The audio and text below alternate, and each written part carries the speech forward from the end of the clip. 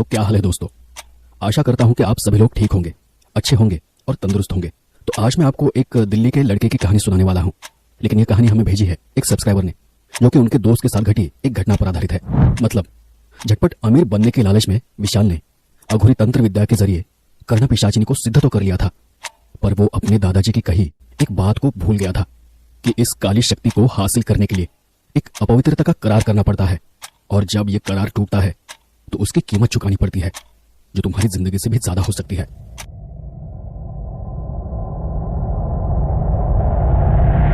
यह कहानी है विशाल नाम के एक लड़के की, जो पुरानी दिल्ली में रहा करता था। तो दोस्तों, मैं हूं शिवराज, और हमेशा की तरह आज मैं आपके लिए हमारे एक सब्सक्राइबर दोस्त ने भेजी उनके दोस्त के साथ घटी एक घटना सुनाने जा रहा हूं। तो आइए बिना देरी किए आज की ये कहानी शुरू करते हैं। वो सितारों को नहीं पढ़ती है राहुल, वो सिर्फ काले अंधेरे के फुसफुसाहटें सुनती है। जिस सुख और अमीरी के पीछे मैं भाग रहा था, आज मैं उसकी कीमत चुका रहा हूं।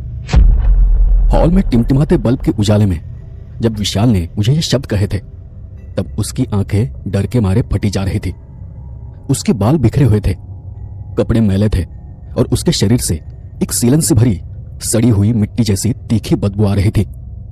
वो हाँफते हुए मेरे सामने बैठा था, और तब मैं उसकी खिल्ली उड़ा रहा था। मुझे यह लग रहा था कि शहर की कॉर्पोरेट जॉब के स्ट्रेस की वजह से उसका ऐसा हाल हुआ होगा, और शायद उसका मानसिक संतुलन बिगड़ गया है। लेकिन मुझे यह नहीं पता था कि अगले दिन सुबह मुझे उसी के घर में उसकी खून से लथपथ लाश देखनी पड़ेगी।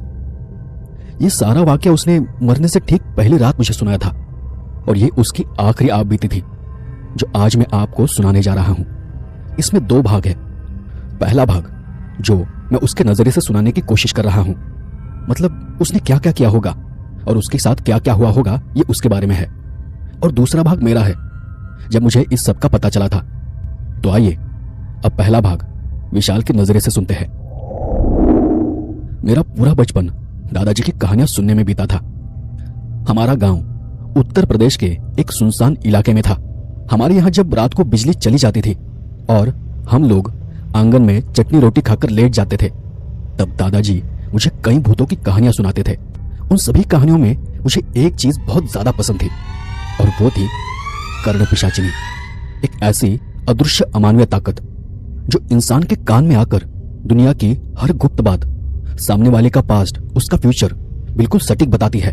वो आपको वो सब कुछ दे सकती है जिसके बारे में कभी आपने सोचा भी नहीं होगा। और इसी वजह से मुझे कर्ण पिशाचिनी के बारे में हमेशा ही उत्सुकता रही थी। मैं हमेशा दादाजी के पीछे पड़ जाता था। दादाजी, वही कर्ण पिशाचिनी वाली कहानी सुनाओ ना।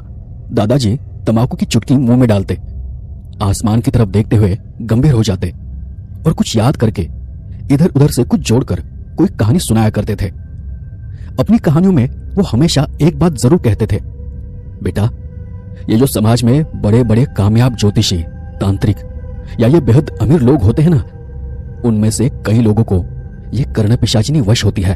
आध्यात्मिक अनुशासन और मेहनत का रास्ता छोड़कर झटपट अमीर होने के लिए वो इस काली ताकत का सहारा लेते हैं, और इसलिए वो इतने कामयाब दिखाई देते हैं। और इस पर मैं अपनी छोटी छोटी आंखों से उनसे पूछता था, लेकिन दादाजी, कर्ण पिशाचिनी तो अपने मालिक को पागल कर मार डालती है ना?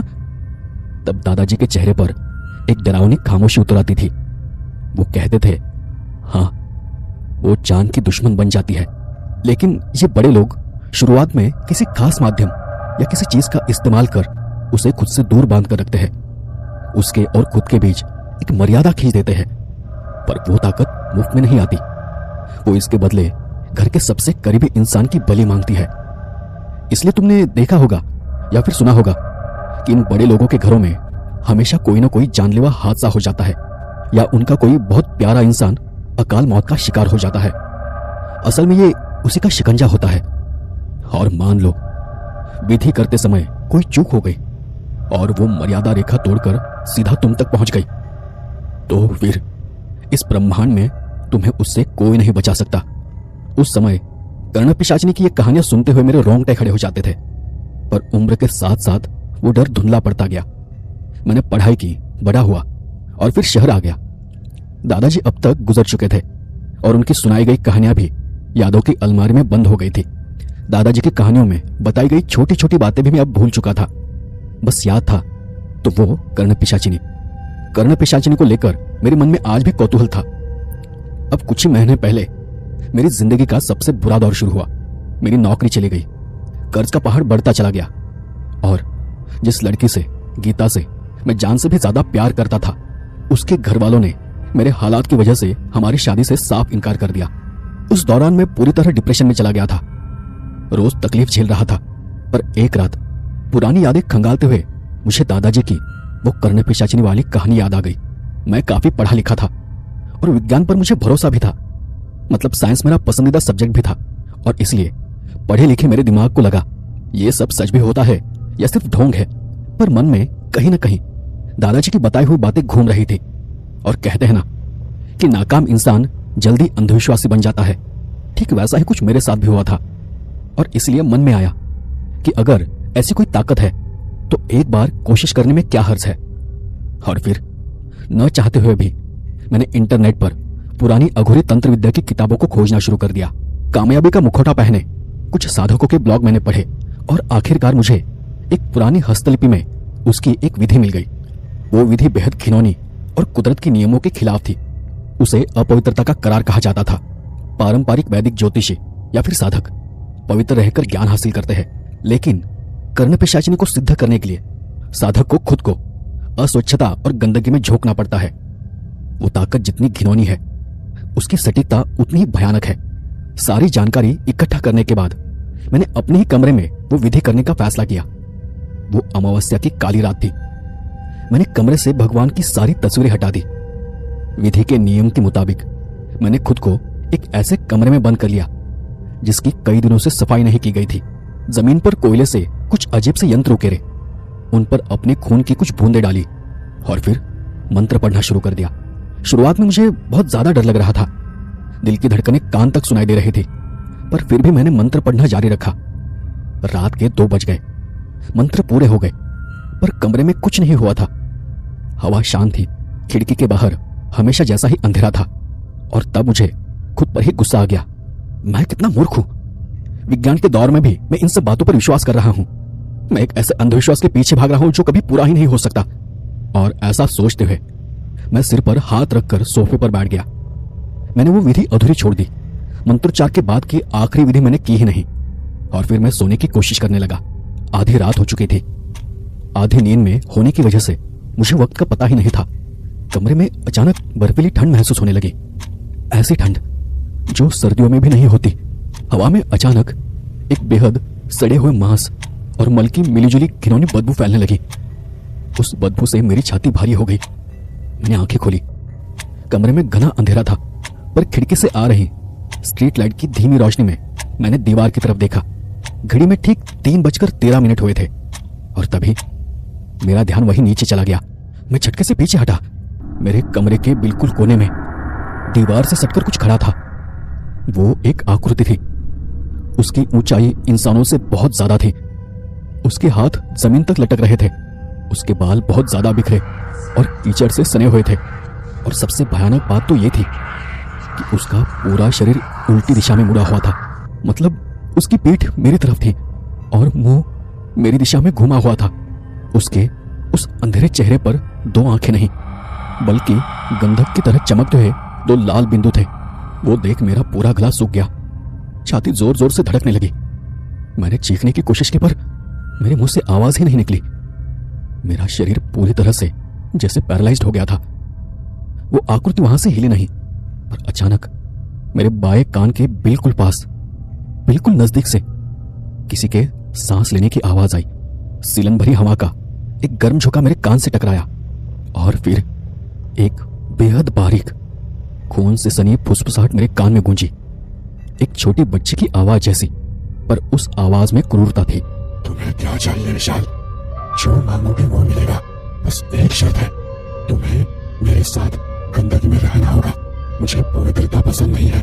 जितना तुम गंदे रहोगे, अपवित्र रहोगे, उतनी मेरी ताकत बढ़ेगी और उतनी ही ज्यादा तुम्हारी इच्छाएं पूरी होंगी।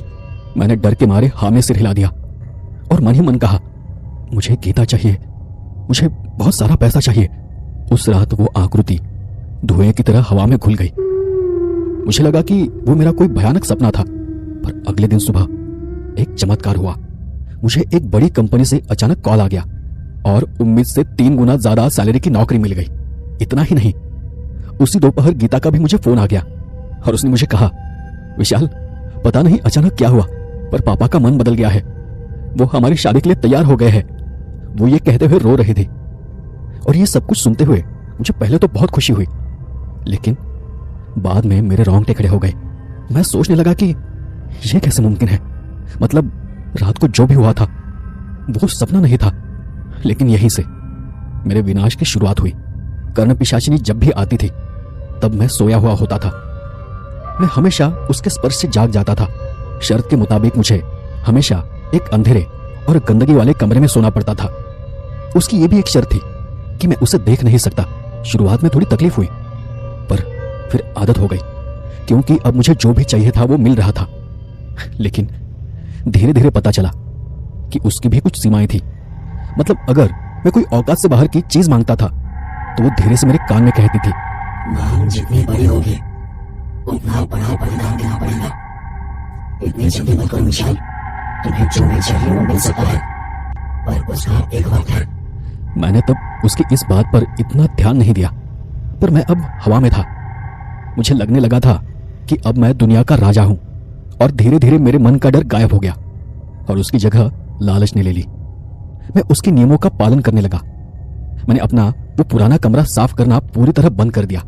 घर में कचरे के ढेर लगने लगे, क्योंकि जितनी गंदगी और सीलन उस कमरे में बढ़ती थी उतनी ही उसकी फुसफुसाहट ज्यादा साफ, भारी और सटीक होती थी। मेरे पास बेहिसाब पैसा आने लगा था। अपनी सारी पढ़ाई लिखाई भूलकर मैं अब उस अदृश्य बदसूरत ताकत का गुलाम बन चुका था।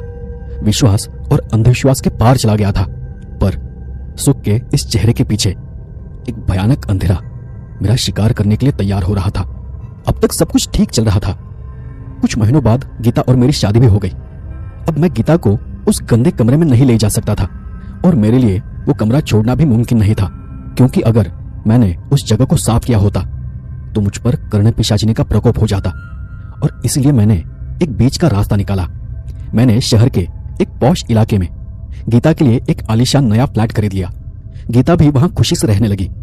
उसे लग रहा था कि मैंने अपनी मेहनत के दम पर यह सब किया है, पर मेरी दोहरी जिंदगी का खेल वहीं से शुरू हुआ। शादी की पहली ही रात जब गीता कमरे में आई तब उसने मेरे बदन को सूंघा और अपनी नाक सिकोड़कर कहा, विशाल, तुम्हारे बदन से ये कैसी सड़ी हुई बदबू आ रही है। उसके उस सवाल पर मेरे पेट में गोला बन गया। मेरे शरीर में गंदगी की बदबू इस कदर बस गई थी कि महंगे परफ्यूम भी उसे छुपा नहीं पा रहे थे। मैंने हंसकर जैसे तैसे उस बात को टाल दिया। कुछ नहीं बाबा, ऑफिस के पुराने गोदाम में गया था, शायद वही की गंदगी कपड़ों में लग गई होगी। गीता मुझसे प्यार करती थी और इसलिए उसने इस पर ज्यादा सोच विचार नहीं किया, पर मुझे अब से इस बात का भी ध्यान रखना था। अब दूसरी बात यह भी थी कि मुझे वक्त बेवक्त तय करार पूरा करने के लिए अपने उस पुराने घर पर जाना पड़ता था, और वो सब छुपाने के लिए मैं गीता से हमेशा झूठ बोलता था कि मेरी इंटरनेशनल मीटिंग्स होती है और वो लोग रात को ही अवेलेबल होते हैं, और इसलिए मुझे रात देर रात जाना पड़ता है। इस एक बहाने पर मैंने तकरीबन 3-4 महीने गीता को रोक के रखा था, पर यह सब जल्द ही हाथ से बाहर जाने वाला था। मैं कभी कभी दिन में भी अपने उस पुराने गंदे घर की तरफ जाया करता था। इसी बीच एक बार जब गीता गाड़ी से घर जा रही थी तब उसने मुझे उस पुरानी बस्ती की तरफ जाते हुए देख लिया था। उसने उस बात को तब नजरअंदाज किया, पर उसके बाद भी उसे मैं कई बार वहीं उतरते हुए दिखाई दिया था, और इसी वजह से उसके मन में शक की पहली चिंगारी सुलग चुकी थी। और फिर गीता ने मुझ पर नजर रखनी शुरू कर दी। एक दिन अनजाने में वो मेरे उस पुराने घर पर आ पहुंची। उसे लगा कि वहां मेरा कोई चक्कर चल रहा है, और इसलिए वो अचानक आ गई थी। पर मेरी गंदी हालत देखकर उसकी आंखें फटी की फटी रह गई।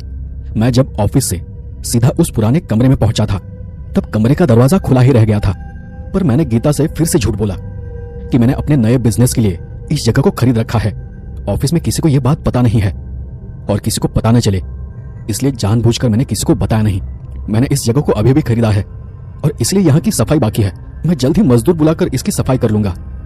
और सच कहें तो गीता को वहां की गंदगी देखकर पहले बहुत अजीब लगा था, पर एक बात की उसे खुशी थी कि उसके मन में मेरे लिए जो भी शक था वैसा वहां कुछ भी नहीं था और इसलिए ये झूठ भी चल गया। पर वहां अगले ही पल गीता ने हाथ में झाड़ू उठाया और बोली, इसके लिए बाहर से किसी को बुलाने की क्या जरूरत है? तुम मेरे लिए इतनी मेहनत करते हो, दिन रात भाग दौड़ करते हो, तो इतना तो मैं कर ही सकती हूँ। आप बस बाहर जाइए, मैं ये पूरा घर अभी के अभी साफ कर देती हूँ। और देखते ही देखते उसने वहां की खिड़कियां खोल दी, जिसकी वजह से वहां का वो भारी सीलन भरा अंधेरा थोड़ा कम हो गया था। उसने वहां पड़ा कचरा एक कोने में इकट्ठा करना शुरू किया और उसे उठाने के लिए उसने अपना हाथ आगे बढ़ाया। ठीक उसी पल मेरे बाएं कान में एक बहुत तेज चीख गूंज उठी। लगा जैसे मेरे कान का पर्दा फट जाएगा। वो आवाज इंसानी नहीं थी, वो आवाज किसी हिंसक भूखे जानवर जैसी भारी और डरावनी थी। इसे रोको विशाल, इसने मेरी जगह को हाथ लगाया है।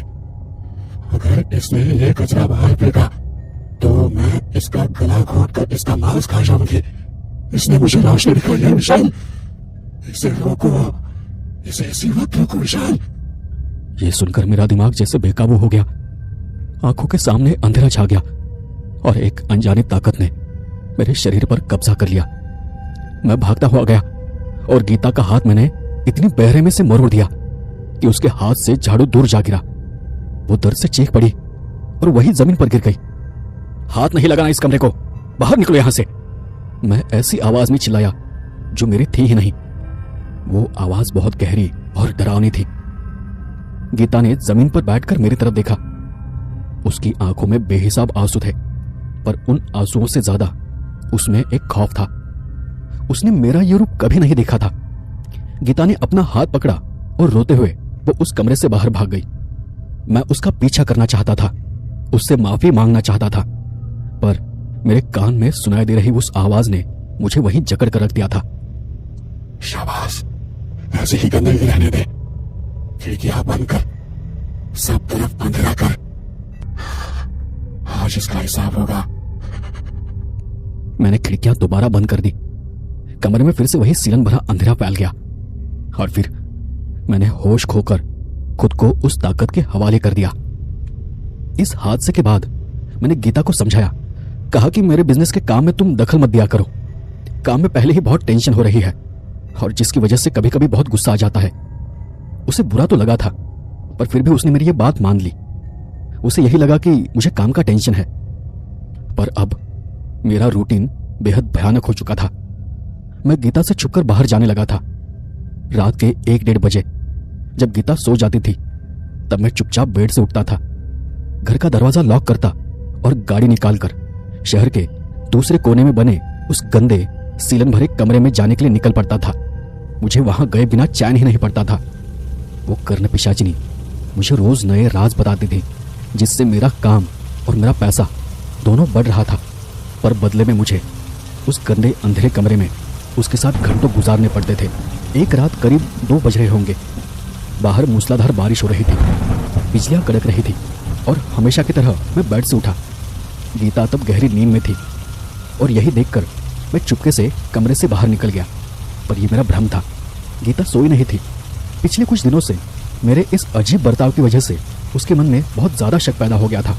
मेरे इस तरह छुपकर निकल जाने की वजह से उसे ये लग रहा था कि मेरा बाहर किसी के साथ अफेयर चल रहा है या फिर मैं किसी बहुत बड़ी मुसीबत में फंस गया हूँ। और इसलिए उसने उस रात तय कर लिया कि वो मेरा पीछा करेगी।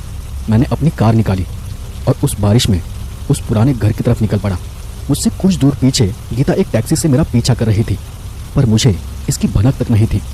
मैंने उस पुरानी सुनसान गली में गाड़ी पार्क की और अंधेरे में सीढ़ियां चढ़कर ऊपर अपने कमरे में चला गया। कमरे में जाते ही मैंने छोटी लाइट जलाई जिसकी रोशनी बहुत मध्यम थी और फिर मैं वही बीच में बैठ गया। और फिर जैसे ही मैं वहां बैठ गया, वो आकृति हमेशा की तरह दीवार के कोने से सरकती हुई मेरे पास आ गई। उसका वो कीचड़ से सना लंबे हाथों का स्पर्श मेरी पीठ पर हुआ और मेरे कान में फिर से फुसफुसाहट शुरू हो गई।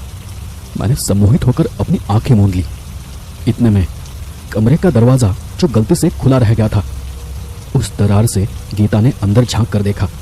टैक्सी से उतरकर वो भी चुपचाप सीढ़ियां चढ़कर ऊपर आई थी। उसे लगा कि मैं यहाँ किसी औरत से मिलने आया हूँ, पर उसने दरवाजे की दरार से अंदर जो मंजर देखा, उसे देख उसकी रूह कांप उठी। कमरे में मैं अकेला नहीं था। मेरी छाती पर, मेरे चेहरे के पास अपना मुंह रखे एक बहुत बड़ी डरावनी काली आकृति बैठी हुई थी। उसके लंबे कीचड़ भरे हाथ मेरी गर्दन के चारों तरफ रेंग रहे थे। वो आकृति इंसानी नहीं थी। बिजली की चमक से जब वो कमरा रोशन हुआ तब गीता को एक पल के लिए वो परछाई दिखी, और तब गीता को उस आकृति की गंधक जैसी चमकती लाल आंखें सीधे अपनी तरफ घूरते हुए महसूस हुई। उस अमानवीय आकार को देख गीता का दिमाग हिल गया। उसने घबराकर एक चीख मारी और जोर से चिल्ला उठी, विशाल। गीता की आवाज सुनते ही मैंने अपनी आंखें खोल दी, पर मुझसे पहले मेरे पास मौजूद वो कर्ण पिशाचिनी बेहद तेज रफ्तार से अंधेरे कोने में सरक गई, और उस पल कमरे में अचानक एक बहुत तेज तूफानी हवा चलने लगी। गीता डर के मारे पागलों की तरह सीढ़ियों से नीचे की तरफ भागी। बाहर तेज बारिश थी, रास्ते फिसलन वाले हो चुके थे, और वो थी कि वो बिना कुछ सोचे उस अंधेरी सड़क पर दौड़ती चली जा रही थी। मैं कमरे से बाहर आया और मैं भी नीचे की तरफ भागा। गीता रुको, गीता मेरी बात सुनो। पर गीता डर कर बार बार पीछे मुड़कर देख रही थी, जैसे उसे लग रहा हो कि वो काली परछाई उसकी पीठ पर झपट्टा मारने वाली है। उसी हड़बड़ाहट में वो मेन रोड पर आ गई। अचानक एक जोर की आवाज हुई, और उसी आवाज के साथ हर तरफ बिजली की तेज रोशनी फैल गई। उसी पल मुझे वो काली परछाई एक पेड़ के पास अंधेरे कोने में दिखाई दी, और शायद तभी बारिश की वजह से एक तेज रफ्तार ट्रक ड्राइवर को गीता दिखाई नहीं दी और मैं कुछ समझ पाता उससे पहले मुझे जोरदार ब्रेक की आवाज सुनाई दी। देखते ही देखते गीता हवा में उछली और सड़क से कुछ दूर कीचड़ में जा गिरी। उसके सिर से खून की धार बहने लगी। मैं दौड़ता हुआ उसके पास गया, उसका सिर अपने हाथ पर रखा, और तब तक वो बेहोश हो चुकी थी। मैं तुरंत उसे हॉस्पिटल ले गया। हॉस्पिटल ले जाने पर उसका इलाज हुआ, छोटा ऑपरेशन भी हुआ। फिर कुछ घंटों बाद डॉक्टर ने मुझे बताया कि उसके सिर पर आई उस गंभीर चोट की वजह से वो कोमा में चली गई है और उसके जिंदा बचने की उम्मीद बहुत कम है। और तब मैं आईसीयू के बाहर अपना सिर पकड़कर बैठा था। मैंने अपने लालच की वजह से गीता को मौत के मुंह में धकेल दिया था, और उस वक्त मेरे दादाजी की कही वो बात मेरे कानों में गूंजने लगी। वो ताकत मुफ्त में कुछ नहीं देती, वो इसके बदले में घर के सबसे करीबी इंसान की भली मांगती है। ठीक उसी समय अस्पताल के उस शांत कॉरिडोर में मेरे कान में एक बार फिर वही तीखी फुसफुसाहट सुनाई दी। इस बार उसकी आवाज हंसती हुई और भी ज्यादा क्रूर थी। वो जिंदा नहीं बचेगी विशाल, जब तक कि तुम अपनी अगली विधि पूरी नहीं करोगे। अब मुझे तुम्हारा सन्यासी रूप चाहिए, मुझे तुम पर पूरा कब्जा चाहिए। अगर तुमने मना किया तो मैं अभी के अभी उसकी सांसें बंद कर दूंगी। मुझे समझ आ गया कि बात अब पूरी तरह मेरे हाथ से बाहर निकल चुकी है। वो ताकत अब मेरी और गीता की जान पर उतर आई है, और अब मैं पूरी तरह अकेला पड़ चुका था। घर में किसी को भी इस बारे में कुछ नहीं पता था, और शायद मैं बता भी नहीं सकता था। आखिरकार कोई भी रास्ता न दिखने की वजह से मैंने उसी रात राहुल के घर जाने का फैसला किया। वो मेरा पुराना और खास दोस्त था। मुझे लगा कि वो मुझे इस मुसीबत से बाहर निकालने के लिए कोई ना कोई मदद जरूर करेगा, और इसलिए मैं रोता हुआ गंदे कपड़ों में राहुल के सामने बैठकर उसे ये सारी कहानी सुना रहा था। उसे ये सब बताने के बाद मैं अपनी सांसें रोककर राहुल की तरफ देखने लगा। मेरी आंखों में आंसू थे और बदन कांप रहा था। मुझे लग रहा था कि मेरी ये आप बीती सुनकर राहुल का दिल दहल जाएगा और वो सब कुछ छोड़कर मेरी गर्दन में पड़े इस मौत के फंदे को निकालने के लिए कोई उपाय बताएगा। पर ऐसा नहीं हुआ। राहुल ने मेरी तरफ देखा और अचानक वो जोर जोर से हंसने लगा। विशाल, तुम पागल हो गए हो क्या? राहुल सोफे पर पीछे टिककर हंसते हुए बोलने लगा। इस कॉर्पोरेट नौकरी का स्ट्रेस, उस पर गीता का वो भयानक एक्सीडेंट, इस सब की वजह से तुम्हारे दिमाग पर बहुत ज्यादा दबाव आया होगा, यह मैं मानता हूं। पर तुम ऐसी बातें करोगे इसकी मुझे तुमसे उम्मीद नहीं थी। सच कहूं तो बचपन में दादाजी से तुमने जो भूत प्रेत की कहानियां सुनी है ना, तुम अब उसे सच मान बैठे हो। अरे विशाल, तुम जानते हो कि साइकोलॉजी में इसे क्या कहते हैं। यह बस एक हेलुसिनेशन है। तुम्हें आने वाली वो बदबू, वो आकृति, वो फुसफुसाहट, ये सब तुम्हारे बीमार दिमाग का बुना हुआ सपना है। इसलिए तुम इस पर ज्यादा मत सोचो। तुम अब घर जाओ और आराम से सो जाओ। कल सुबह मैं खुद तुम्हें एक अच्छे साइकियाट्रिस्ट के पास लेकर चलता हूं।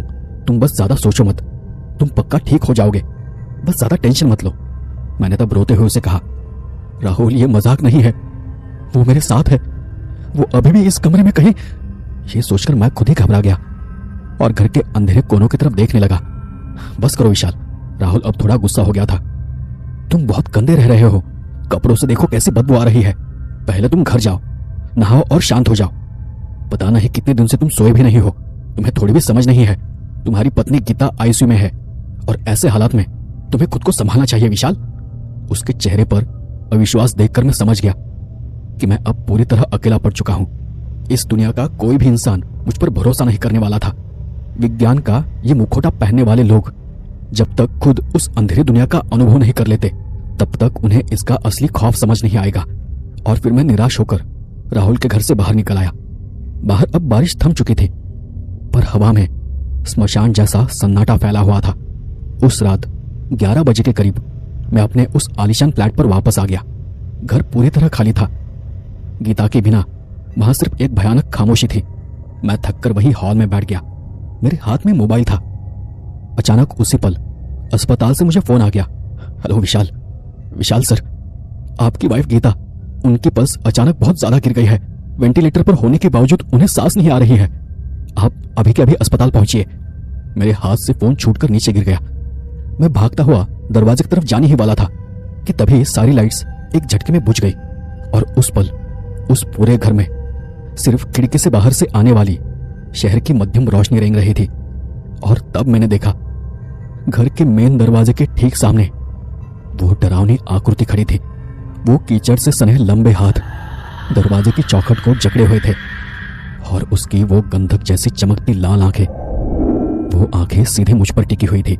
हवा में अचानक वही घिनौनी सड़ी हुई बदबू फैल गई और फिर मेरे बाएं कान के अंदर से एक तेज चीखती हुई फुसफुसाहट सुनाई दी। कहाँ चले विशाल? मैंने तुमसे कहा था ना, मुझे तुम्हारा पूरा कब्जा चाहिए। अब मुझे तुम्हारा ये नया फ्लैट भी उस पुराने कमरे की तरह गंदा और अपवित्र चाहिए। यहाँ भी मुझे वही सन्नाटा और अंधेरा चाहिए।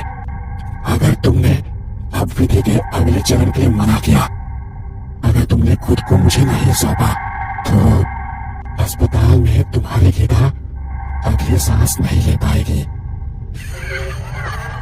नहीं नहीं नहीं, गीता को कुछ मत करना उसे। मैं घुटनों के बल गिर पड़ा। रोते रोते मैंने उस अदृश्य ताकत के सामने हाथ जोड़ लिए। मैं तैयार हूं, तुम जैसा कहोगी मैं वैसा करूंगा, पर गीता की सांसें मत रोकना।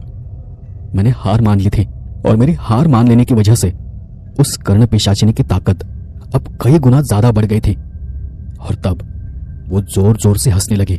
उस रात उसने मेरे शरीर पर, मेरे दिमाग पर पूरी तरह कब्जा करना शुरू कर दिया। उसने मुझे घर का सारा सामान तोड़ने पर मजबूर कर दिया। मैं अपने ही नाखूनों से दीवारें खरोचने लगा, सब कुछ तोड़ने लगा। मैं अब विशाल नहीं था, अब मैं उस घिनौनी ताकत का गुलाम बन चुका था। और फिर उसने मेरे ही हाथों से मेरा खुद का गला घोंटने का भ्रम पैदा कर दिया। उस कर्ण पिशाचिनी ने मुझे पागलपन की एक ऐसी खाई में धकेल दिया था जहां से बाहर निकलने का रास्ता सिर्फ और सिर्फ मौत था। दोस्तों, अब इसके आगे मैं यानी राहुल आपको बता रहा हूं कि मैंने क्या देखा और क्या महसूस किया था। उस रात मेरे मन में विशाल के उस अजीब बर्ताव के कारण थोड़ी चिंता होने लगी थी। रात को विशाल जिस हालत में आया था, उसे देखकर मुझे लगा कि उसे सचमुच मदद की जरूरत है और मैंने सोचा कि उसे जल्द से जल्द अस्पताल ले जाना होगा। हमें सुबह अस्पताल जाना था और इसलिए ठीक 9 बजे मैंने विशाल को कई बार फोन किए, पर विशाल का फोन नॉट रीचेबल आ रहा था। आखिरकार मैं खुद गाड़ी निकालकर विशाल के उस आलीशान फ्लैट पर पहुंचा, पर फ्लैट के मेन दरवाजे के पास पहुंचते ही मुझे एक बहुत ही अजीब बात महसूस हुई। दरवाजा बंद था, पर दरवाजे के नीचे की दरार से एक बेहद सीलन भरी, सड़े हुए मांस जैसी घिनौनी बदबू आ रही थी। वो बदबू इतनी तेज थी कि मुझे उल्टी जैसा महसूस हुआ। विशाल, विशाल दरवाजा खोलो। मैंने जोर से बेल बजाई। दरवाजा खटखटाया, पर अंदर से कोई आवाज नहीं आई। आखिरकार मैंने पड़ोसियों की मदद से सोसाइटी के वॉचमैन को बुला लिया और फिर उनकी मदद से मैंने पुलिस को खबर कर दी। 15-20 मिनट में पुलिस वहां पहुंची और फिर जब उन्होंने उस फ्लैट का दरवाजा तोड़ा तो अंदर का मंजर देखकर पुलिस वाले भी 2 कदम पीछे हट गए। वो आलीशान फ्लैट अब एक नरक में बदल चुका था। घर का सारा कीमती सामान, कांच हर तरफ बिखरे पड़े थे। सब कुछ टूटा हुआ था। दीवारों पर खून से कुछ अजीब से अघोरी यंत्र उकेरे हुए थे। और वही अंदर बेडरूम में एक आलीशान बेड पर विशाल की लाश पड़ी हुई थी। उसकी आंखें सफेद हो चुकी थी और खौफ से पूरी तरह फटी हुई थी। उसके दोनों हाथ उसकी ही गर्दन के चारों तरफ ऐसे कोन में बिछे हुए थे, मानो उसने खुद ही अपना गला घोटकर जान दे दी हो। उसके चेहरे पर मौत के आखिरी पल में झेली गई अमानवीय तकलीफ और पागलपन साफ झलक रहा था। पुलिस तब पंचनामा कर रही थी और मैं एक कोने में सुन होकर खड़ा था। मुझे विशाल की कल रात बताई हर एक बात याद आ रही थी। जिन्हें कर्ण पिशाचिनी वश होती है, वो आखिर में उन्हीं के सबसे करीबी इंसान की बलि ले लेती है। और अगर वो सीधा तुम तक पहुंच गई तो फिर उस इंसान को कोई नहीं बचा सकता। मैं कांपते कदमों से विशाल की लाश के पास चला गया। विशाल का मोबाइल तब जमीन पर पड़ा हुआ था। मैंने वो मोबाइल उठाया। मोबाइल की स्क्रीन थोड़ी टूटी हुई थी, पर उस पर अस्पताल से आया हुआ एक आखिरी मैसेज दिख रहा था, जो रात को 3:20 पर आया था। और उसमें लिखा था, हम गीता मैडम को नहीं बचा सके।